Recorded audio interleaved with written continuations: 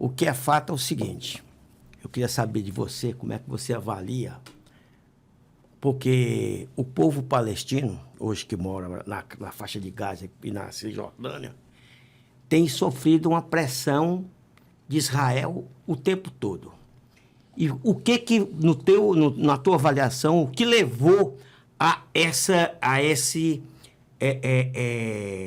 aumento dessa pressão nesse momento? Porque o Hamas, por exemplo, ele entra em Israel com a facilidade que parece que, pelo que colocam, Israel é o super exército, é o principal exército, é a principal potência militar do mundo árabe.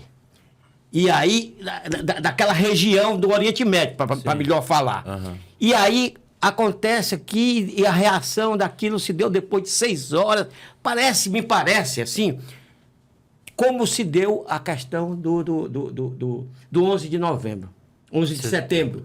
11 de setembro. Que parece que, cara, era uma coisa... Os caras atacaram um bocado de coisa de uma só vez, uma facilidade tão grande que não parece uma coisa real. E depois a gente tem várias versões que depois a gente consegue perceber que tem como é que diz, uma coisa por trás de tudo isso, me parece, para que essa opressão seja multiplicada para reduzir ou exterminar o povo palestino. Eu queria ouvir a tua versão, como é que você pensa, porque tem tido vários momentos, inclusive de discussões na ONU, que tem tentado regular esse conflito. E Israel não está nem aí, faz o que quer, enfim, eu queria ver a tua versão aí como... Sim, o Big, o que você fala tem muita coisa, então a gente vai dar um salto para a questão mais urgente do conflito agora, né? O que é fato, sem a gente especular nada, o que é fato? O que é fato é que o serviço de inteligência egípcio informou a Israel que havia uma movimentação, possivelmente ataques, sendo organizada a partir de Gaza. Isso é o que é público, foi informado às autoridades israelenses e eles não fizeram nada. Outra coisa que é o fato. Gaza é uma região, eu estava fazendo os cálculos lá, ela é um pouquinho maior do que a minha cidade. É 40 quilômetros. 40 quilômetros, né, de comprimento, é muito pequeno. Apesar de ter uma densidade demográfica muito grande, 2 milhões e 500 mil pessoas, até porque foram cercadas, exprimidas, porque Gaza é uma prisão a céu aberto, também qualificação da ONU. Nós não estamos inventando isso aqui. A ONU qualificou Gaza como uma prisão a céu aberto. Exatamente. Né? Um lugar onde está totalmente cercado.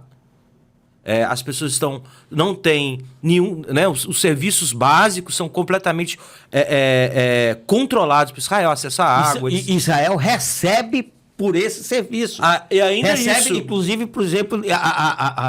O Catar, por exemplo, faz algumas doações. Sim, e tal, exatamente. E Israel recebe sobre esse serviço e mantém essa população totalmente presa, né? Exatamente. Então, assim, sendo Gaza uma prisão a céu aberto, depois a gente pode até qualificar de uma outra maneira, é um gueto.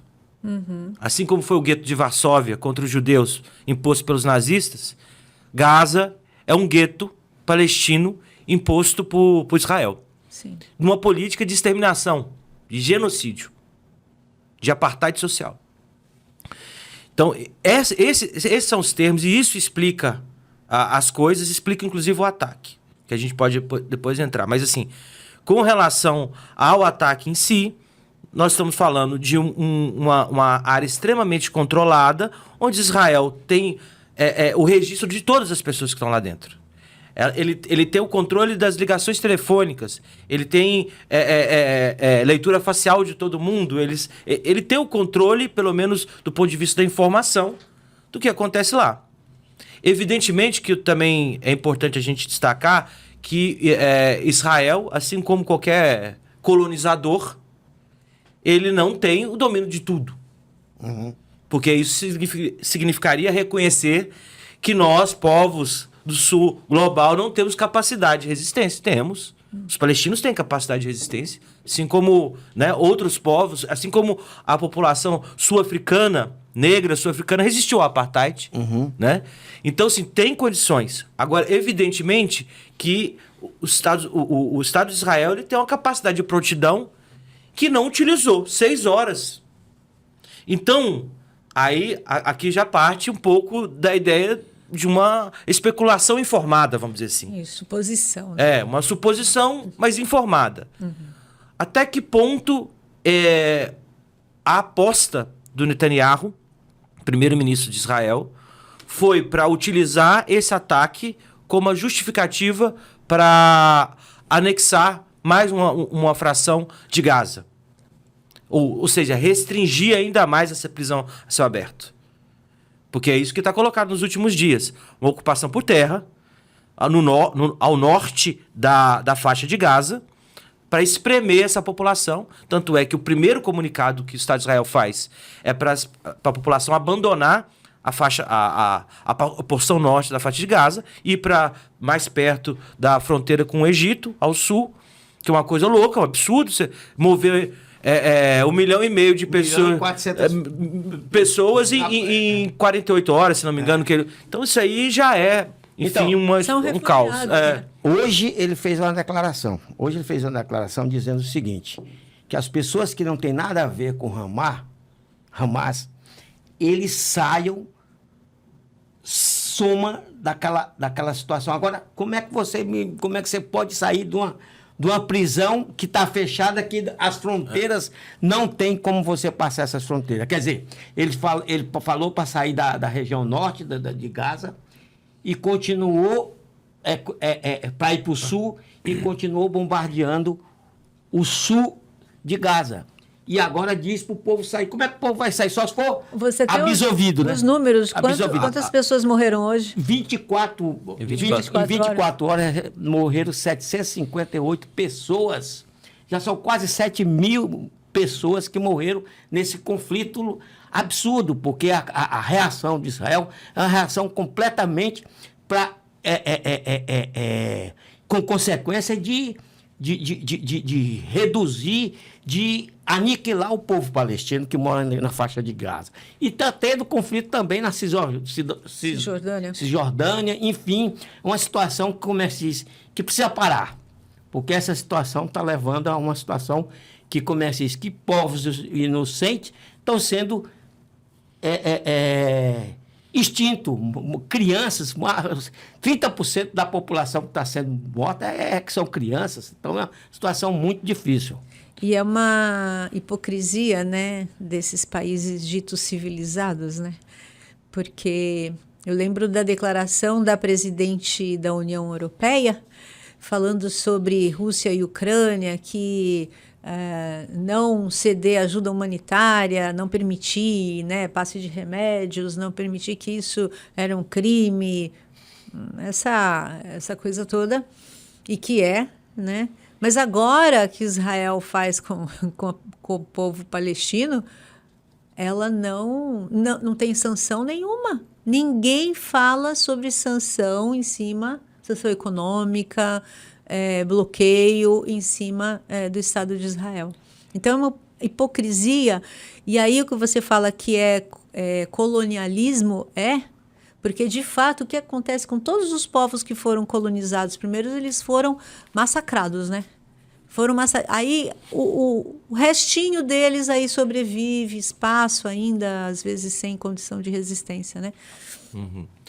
A Europa vai se calar porque a Europa também faz parte do condomínio do imperialismo, está completamente subordinada aos Estados Unidos e cada vez mais. Cada vez mais. O conflito da Ucrânia mostra isso. Uhum. O apoio da União Europeia, das principais potências europeias, à posição dos Estados Unidos na Ucrânia significa que ela está contrariando seus próprios interesses. Nós temos uma desaceleração do crescimento europeu, em especial do alemão, porque resolveu entrar na política completamente subordinada na política dos Estados Unidos. Quem fornecia gás para a Alemanha? A Rússia. A Rússia. O crescimento econômico europeu dos últimos 30 anos foi completamente apoiado, sustentado pela energia russa. Então, por que entrar agora? É uma submissão muito profunda isso. Você contrariar os seus próprios interesses, inclusive da própria elite europeia. Pagando muito mais caro. Pagando muito mais caro pela energia, simplesmente porque você tem de fazer parte dessa composição. E não é isso, né? Os Estados Unidos, ele pressiona. Os Estados Unidos, a Europa também é ocupada militarmente. Sim. Quantas bases militares tem dos Estados Unidos na Europa? Então, assim, é disso que nós estamos falando. Usando um termo aqui que eu nunca pensei ao certo, mas assim, a Europa agora passa de imperialista para subimperialista. Ela é um agente do imperialismo norte-americano, né? Porque é isso. Qual que é a Europa, na França, proibir manifestação pró-Palestina? Onde já se viu? E olha que o governo inglês ou francês, ele defende a criação dos dois estados. Isso formalmente. E como Isso é que... é para dizer Isso que porque vou falar para você, Big, uma intifada no mundo árabe inclui a França. A França tem uma população árabe gigante. Uma intifada para questionar a posição de subordinação, de exploração, de dominação que o povo árabe sofre em várias partes do mundo, seja como um povo oprimido no seu estado, na sua região, no seu país natal, seja como uma população que migrou. E a França é isso. Uma intifada na Palestina é também uma intifada na França. Uma rebelião no Maghreb, uma rebelião no Sahel, também é uma rebelião dentro da França. Porque a França é uma potência, uma metrópole colonizadora. E ela tem essa contradição dentro do seu território hoje com o processo de imigração. Então, assim, nada é gratuito.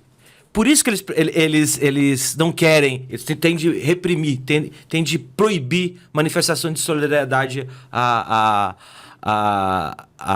ao povo árabe e aos palestinos em específico.